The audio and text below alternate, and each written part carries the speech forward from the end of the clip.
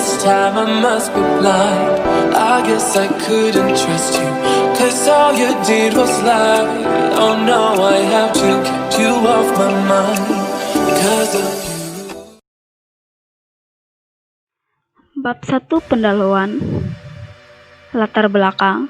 Statistika adalah sebuah ilmu yang mempelajari bagaimana cara merencanakan, mengumpulkan, menganalisis, lalu menginterpretasikan, dan akhirnya mempresentasikan data singkatnya. Statistika adalah ilmu yang bersangkutan dengan suatu data. Statistika memberikan alat analisis data bagi berbagai bidang ilmu. Kegunaannya bermacam-macam, seperti mempelajari keragaman akibat pengukuran, mengendalikan proses, merumuskan informasi dari data, dan membantu pengambilan keputusan berdasarkan data. Pada masa sekarang, penggunaan statistika lebih berkembang karena statistika dipelajari dan diaplikasikan dalam berbagai bidang ilmu pengetahuan. Hal itu disebabkan karena sekitar lingkungan kita berada selalu berkaitan dengan statistik. Misalnya di kantor kelurahan, kita mengenal statistik desa. Di dalamnya memuat keadaan penduduk, mulai dari banyak penduduk, pekerjaannya, banyak anak, dan sebagainya. Adapun rumusan masalah: 1. Pengertian statistika. 2. Pengertian dispersi data. 3. Kegunaan ukuran penyebaran data. 4. Kemiringan dan keruncingan data. 5. Analisa ukuran penyebaran data menggunakan Microsoft Excel. 6. Cara membaca nilai kurtosis skewness. 7. Uji normalitas skewness dan kurtosis. Tujuan dan manfaat. Tujuannya adalah: 1. Tujuan dari penulisan ini guna melengkapi dan memenuhi salah satu syarat untuk memperoleh nilai UAS mata kuliah statistika. 2. Dengan dibuatnya makalah ini dapat membantu kita dalam memahami penganalisaan tentang data-data statistik dengan menggunakan software Microsoft Excel. 3. Belajar membuat makalah tentang statistika dalam materi ukuran penyebaran data atau kemiringan dan keruncingan. Manfaatnya adalah: penulis mengharapkan agar tulisan ini dapat dimengerti oleh pembaca dan pembaca dapat memahami seberapa pentingnya materi ukuran penyebaran. Metode pengumpulan data. Dalam pembuatan makalah ini, penulis melakukan penelitian melalui browsing di internet supaya makalah ini dapat menjelaskan secara terperinci atau penambahan wawasan dalam materi yang bersangkutan, yaitu ukuran penyebaran data. Sistematika penulisan. Bab 1.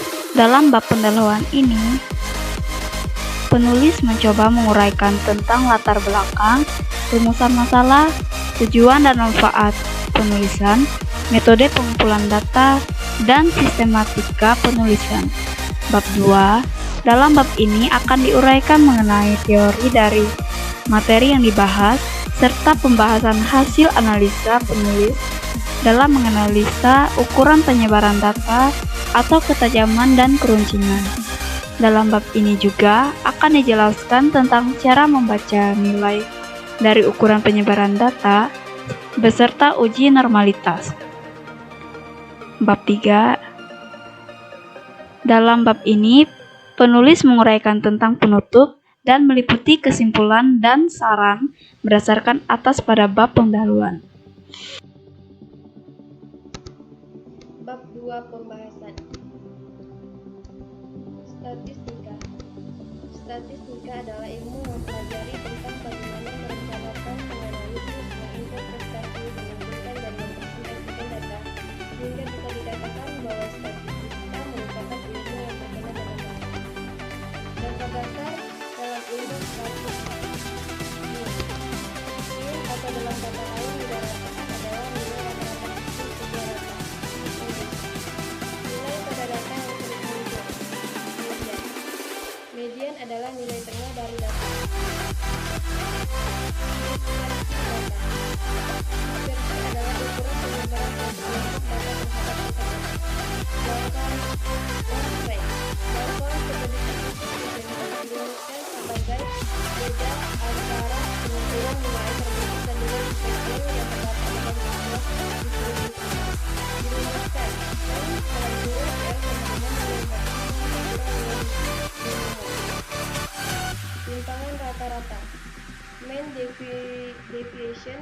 Simpangan rata-rata dalam kurang SR adalah jumlah nilai mutlak dari selisih semua nilai dengan nilai rata-rata dibagi banyaknya data.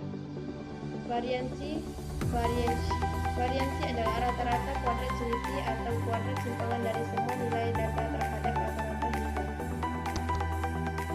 Standard deviation. Standard deviation adalah akar pangkat 2 dari variansi. Penggunaan ukuran penyebaran data. Ukuran penyebaran data digunakan sebagai ukuran menunjukkan seberapa jauh data tersebar dari rata-rata. Jangkauan range. Jangkauan data R sama dengan X maksimum dikurang X minimum. Keterangan R sama dengan jangkauan X maksimum sama dengan data terbesar, X minimum sama dengan data terkecil. Simpangan rata-rata. Data tunggal. Keterangan tunggal. XR sama dengan simpangan rata-rata. XY sama dengan data ini. X sama dengan rataan itu. Y sama dengan banyaknya data. Data berkelompok. Keterangan tunggal. R sama dengan simpangan rata-rata. XY sama dengan data ini. X sama dengan rataan itu. XY sama dengan frekuensi data ini. Ragam atau variasi. Ragam atau variasi adalah nilai yang menunjukkan tingkatnya penyebaran data pada kelompok data. Ragam atau variasi dilambangkan dengan S2.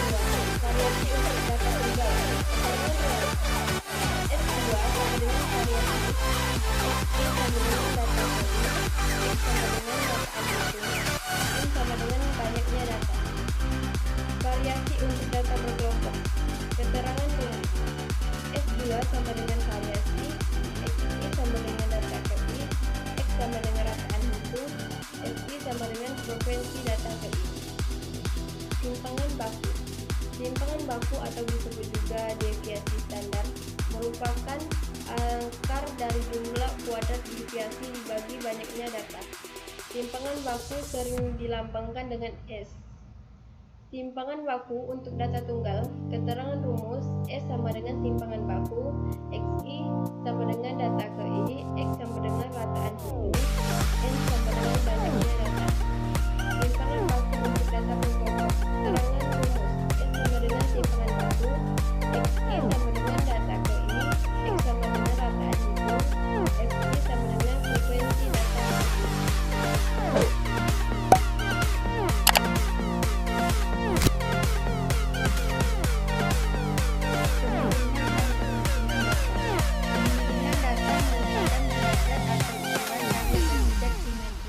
Atau asimetri suatu distribusi data. Kemiringan distribusi data terdapat tiga jenis, yaitu simetris menunjukkan letak nilai rata-rata hitung, median dan modus terkonflik atau berkisar di satu titik.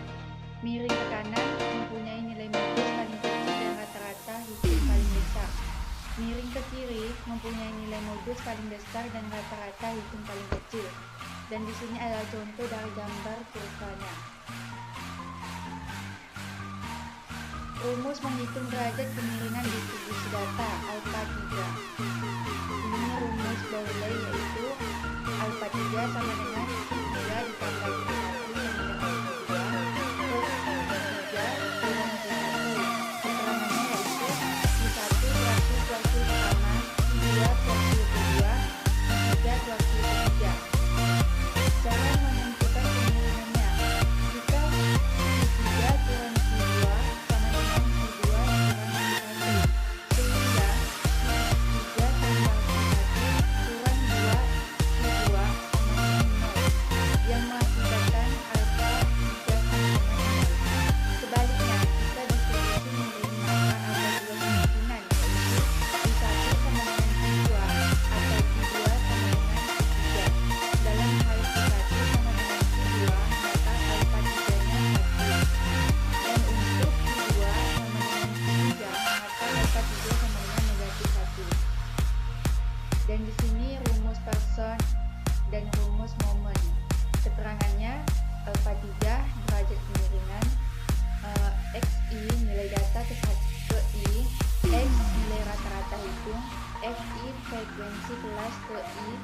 MI nilai titik tengah kelas PI, S simpangan baku, N banyaknya data, dan jika alfa 3 sama dengan 0, distribusi data simetris. Alfa 3 kurang dari 0, distribusi data merujuk diri. Dan jika alfa 3 lebih dari 0, distribusi data merujuk diri.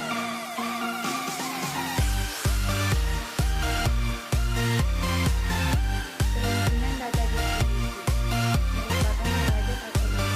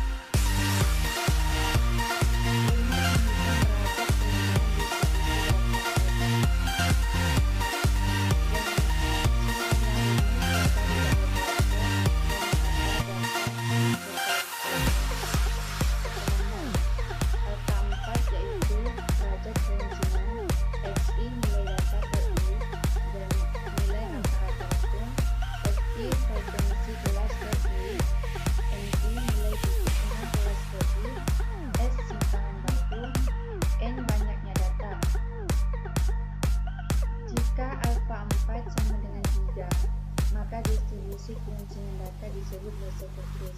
Jika alfa 4 lebih dari 3, maka distribusi keruncingan datanya disebut Leptokurtis. Dan jika alfa 4 kurang dari 3, maka distribusi dalam analisa ukuran data menggunakan klassifikasi. Pertama yaitu analisa kemungkinan distribusi data atau adalah derajat tidak sesuaian suatu distribusi. Jika frekuensi suatu distribusi memiliki ekor yang memanjang ke kanan mengacu dari minimumnya, maka disebutkan kuncing kanan positif. Dan jika distribusi memiliki ekor yang lebih memanjang ke kiri, maka dapat disebutkan kuncing negatif. Secara perhitungan, bonus adalah momen tidak distribusi normal dan distribusi sisi lainnya, misalnya distribusi T-S. Cara penulisannya bonus distribusi itu skill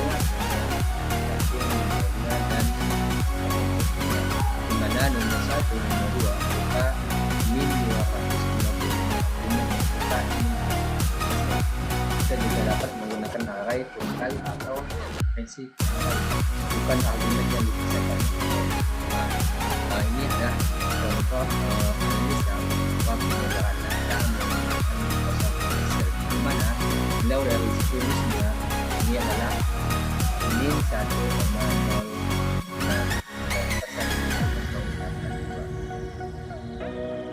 Kemudian analisa keuncingan distribusi data atau disebut dengan kurtosis. Kurtosis adalah derajat keuncingan suatu distribusi, biasanya diukur relatif pada distribusi normal. Berupa yang lebih kuncing dari distribusi normal dinamakan leptokurtik, yang lebih data relatif dari distribusi normal disebut kurtosis terhitung dari momen 4 tapi misalnya rumus di Excel ini yaitu quotes nomor 1, nomor 2 dan berikutnya, mana nomor 1, nomor 2 dapat berupa 1 sampai 200 argumen yang ingin dibutuhkan. Kita juga dapat menggunakan array tunggal atau referensi ke array bukan ini yang diberikan oleh format. Ini adalah contoh analisa keuncingan distribusi data atau disebut dengan kurtosis pada Microsoft Excel. Di sini nilai kurtosisnya itu ini 0,5. Kemudian analisa ukuran pengembangan data. Statistik deskriptif adalah statistik yang berfungsi untuk mengistilahkan yang diteliti melalui data sampel atau komposisi di mana adanya tanpa melakukan analisis dan membuat kesimpulan mengenai umum. Dalam statistik deskriptif ini akan dikemukakan cara-cara penyajian data agar biasa maupun distribusi tapi garis maupun batas kami menggunakan histogram dan lain-lain dan menghitung ukuran penyebaran dan penggunaan data seperti mean, median, mode, standard deviation, variance, correspondence, minimum, maksimum, sum, dan score. Ini adalah contoh dari analisa ukuran penyebaran data menggunakan Microsoft Excel, di mana di sini terdapat beberapa nilai daripada analisa ukuran penyebaran data yang digunakan menggunakan Microsoft Excel. Di sini ada mean, standar error, median, ada mode, ada standard deviation, ada sample variance, ada probability, minimum, maksimum, sum, dan on. Di sini nilai modenya tidak diketahui atau semuanya juga dengan nol. Kenapa? Karena di sini nilai umumnya tidak kita ketahui. Cara membaca nilai kurtosis dan skeonas. Nilai skeonas diartikan sebagai kemiringan distribusi data. Yang dimaksud kemiringan data adalah besarnya pembagian data atau rata-rata sebaran data yang biasanya diukurkan dengan bentuk lonceng. Untuk data berdistribusi normal,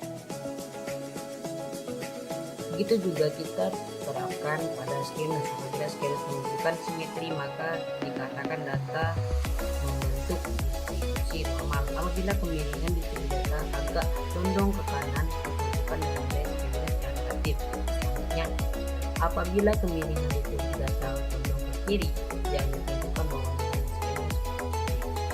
Apabila SK sama dengan 0, maka menunjukkan data distribusi normal. Sedangkan SK lebih kecil dari 0, kemiringan ke kanan. Dan SK besar dari 0, kemiringannya ke kiri. Sebagai contoh, jika diperoleh nilai SK sama dengan minus 0,807 adalah artinya merupakan nilai negatif, akan tetapi tidak jauh dari nilai. Berarti data cenderung berdistribusi normal atau hampir normal. Nilai kurtosis. Kurtosis diartikan sebagai keruncingan distribusi data. Semakin runcing nilai kurtosis akan menunjukkan data hampir mengumpul atau homogen. Akan tetapi apabila nilai kurtosis 0 menunjukkan data normal, dan apabila nilai kurtosis semakin kecil maka menunjukkan data semakin tumpul atau semakin menyebar, dikatakan tidak homogen. Jika nilai kurtosis dekat 0 maka data cenderung normal. Apabila nilai kurtosis negatif berarti data tumpul dan cenderung menyebar ke bawah. Sebaliknya, apabila nilai kurtosis sedikit maka data bersifat runcing atau cenderung mengelompok atau homogen. Sebagai itu misalnya, jika diketahui nilai KU sama dengan 1,06,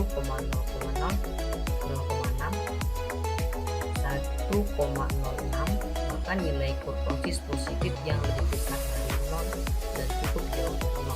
Oleh karena itu dikatakan data cenderung runcing atau dengan kata lain cenderung homogen. Uji normalitas skeonas dan kurtosis. Salah satu uji statistik adalah uji normalitas data. Uji normalitas berguna untuk menentukan apakah data yang telah dikumpulkan merupakan distribusi normal atau bukan. Pengujian normalitas akan mengarah ke teknik statis apa yang akan digunakan untuk uji pengambilan keputusan atau statistik inferensi. Metode statistik klasik dalam pengujian normalitas suatu data tidak begitu rumit berdasarkan pengamatan empiris ahli statistik. Data yang banyaknya lebih dari 30 atau N besar dari 30 sudah dapat dirumuskan berdistribusi normal, tetapi untuk memberikan kepastian data berupa kepastian data merupakan distribusi normal atau tidak, sebaiknya digunakan uji normalitas karena belum tentu data yang lebih dari 30 bisa dipastikan berdistribusi normal. Demikian juga yang kurang dari 30 belum tentu tidak berdistribusi normal. Misal kita peroleh nilai skema seperti yang seperti contoh yang di bawah ini. Uji normalitas dengan skewness dan kurtosis memberikan kelebihan tersendiri, yaitu bahwa akan diketahui grafik normalitas menceng ke kanan atau ke kiri, terlalu datar atau mengumpul ke tengah. Ketiga, penutup. Statistika dipelajari di berbagai bidang ilmu karena statistika adalah sekumpulan alat analisis data yang dapat membantu mengambil keputusan. Untuk mengambil keputusan berdasarkan hasil kesimpulan pada analisis data dari data yang ditemukan. Selain itu juga dengan statistika kita bisa meramalkan keadaan yang akan datang berdasarkan data masa lalu. Kegunaan mempelajari ilmu statistika adalah: 1. Memperoleh gambaran suatu keadaan atau persoalan yang sedang terjadi. 2. Untuk penafsiran atau forecasting. Untuk pengujian testing hipotesa. Sedangkan mempelajari dispersi data berdasarkan pada dua pertimbangan. 1. Pusat data atau rata-rata penelitian dan hanya memberikan informasi yang sangat terbatas. Kedua, dispersi data sangat penting untuk membandingkan penyebaran dua distribusi data atau lebih.